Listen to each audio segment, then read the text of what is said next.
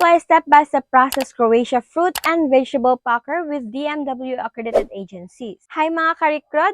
Jen here. Kung isa ka sa mga nagbabalak magtrabaho abroad bilang fruit and vegetable packer sa Croatia, panoorin mo muna ito para malinaw sa iyo ang step-by-step process.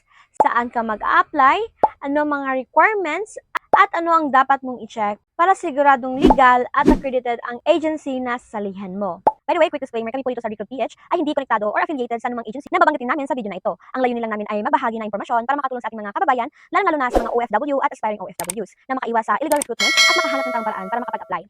Ano ang trabaho bilang fruit and vegetable packer? Sa posting na ito ng Premier Global Requirements o PC, ang trabaho ay sa Croatia sa lungsod ng Zagreb.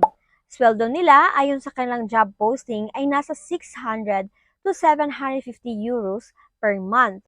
Ang trabaho mo doon ay mag-weigh at mag-pack ng produkto, mag-operate ng packing machines, mag-check ng quality, mag-label, mag-organize ng goods sa storage or transport.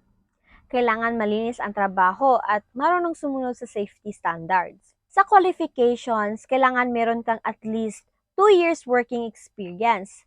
Kahit high school graduate, pwede, at may basic communication skills. May advantage kung may experience ka na sa packing or production environment.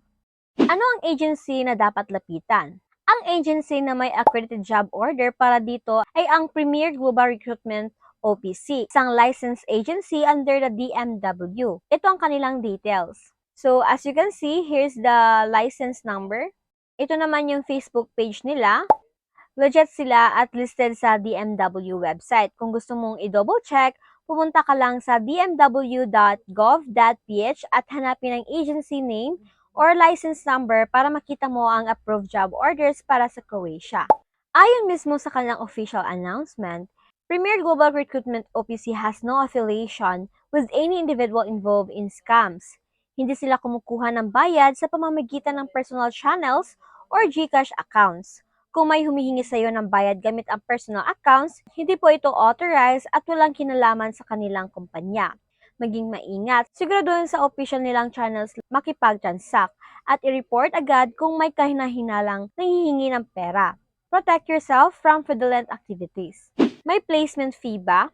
Isa sa mga madalas na itanong. Yes, ayon sa DMW rules, ang maximum placement fee ay hanggang 1 buwan na sahod lang. So, hindi ka dapat singilin ng sobra at wala ring bayad upfront kung wala pang employer at job order na nakalaan para sa iyo. Paano ba mag-apply step-by-step gamit ang workabroad.ph? Kung gusto mong mag-apply online, pwede ring dumaan sa www.workabroad.ph. Ang mga official job portal ng mga accredited agencies, ganito ang gagawin mo. Sa search bar, itype ang Fruit and Vegetable Packer Croatia. Lalabas ang job postings. Piliin mo ang posting ng Premier Global Recruitment OPC or ibang agency na may valid license. Buksan ang job post at basahin mabuti ang qualifications at job description. Kung pasok ka sa requirements, mag-sign up ka muna sa Work Abroad at gumawa ng profile. I-upload ang iyong resume at kumpletuhin ang mga personal details at work experience. I-click ang Apply Now button sa job post at hintayin ang confirmation mula sa agency. Kung gusto mo naman diretso, pwede ka rin mag-email ng CV sa kanila sa career@premierglobal.com.ph. Ayan. Ano mga dokumentong dapat ihanda? Bago ka magpa-schedule ng interview at assessment, siguraduhin mo munang kumpleto na ang mga dokumento mo. Hindi to para pahirapan ka, kundi para mabilis ang proseso kapag nakahanap ka na ng employer para sa iyo.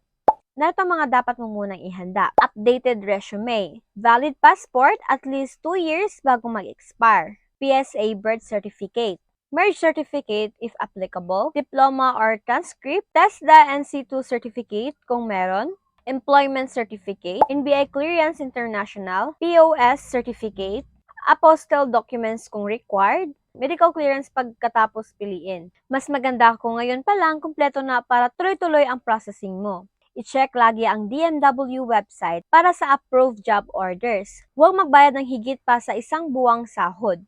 Siguraduhin may malinaw na employer name, address, at salary sa contract. And dumalo sa PDUS or pre-departure seminar bago umalis. Huwag pumayag sa vague na usapan na minamadali ka ng walang malinaw na details. Facts, ito yung mga usual na tanong. May placement fee ba sa Premier Global? Again, yes, pero ayon sa DMW rules, hindi ito lalagpas ng 1 buwan ng sahod mo. Legal ang sisingilin nila at malinaw sa kontrata. Libre ba ang application? Walang bayad ang pag-email ng CV at initial application. Magkakaroon lang ng placement fee kapag may sure na employer at job offer ka na. Pwede ba kahit high school graduate? Yes, kahit high school graduate basta may 2 years na experience sa packing production environment. Ano ang pinakamahalagang gawin bago mag-apply? Kumpletuhan ang dokumento mo at siguraduhin legal at accredited ang agency na ina-applyan mo. At ayan nga mga karikod, sana malinaw sa iyo kung paano mag-apply bilang fruit and vegetable packer sa Croatia gamit ang DMW accredited agency. Kung may tanong ka pa, mag-message or mag-comment lang. Salamat sa panonood and good luck sa application mo. At ulitin ko lang, kami sa Recruit PH ay hindi po recruitment agency at wala kaming connection sa mga Premier Global or sa ibang agency na binanggit. Nagbabahagi lang po kami ng mga verified information para makatulong at makaiwas ka sa illegal recruiters. Salamat ulit at ingat sa iyong application!